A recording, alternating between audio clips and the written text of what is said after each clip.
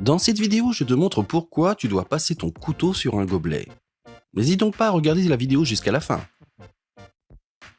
Car au bout d'un certain temps, la plupart des couteaux sont émoussés, comme celui-ci, que j'utilise depuis longtemps.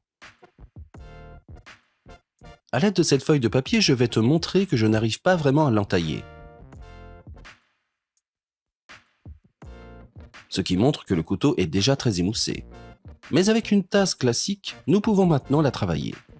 À la fin de la vidéo, je te montre encore une fois le résultat incroyable. Tu vois ici le bord au fond de ma tasse et avec celui-ci, nous pouvons effectivement aiguiser le couteau et ce, sans pierre à aiguiser. Pour cela, il faut que tu humidifies un peu ce cercle, mets un peu d'eau sur ton doigt et longe le bord.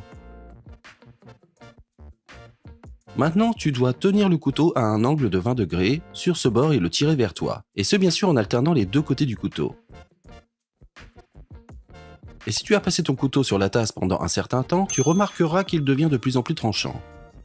Si ton couteau est un peu émoussé et que tu n'as pas de pierre à aiguiser ou d'aiguiseur à la maison, tu peux aussi utiliser une tasse de ce type à condition qu'elle soit en céramique. Bien sûr, je vais aussi te montrer le résultat. Comme tu peux le voir, si je prends la feuille de papier et que je l'entaille, c'est nettement plus facile et nous avons ici une coupe vraiment nette. Cela signifie que tu peux déjà voir que j'ai affûté même ce couteau vraiment très émoussé avec cette méthode.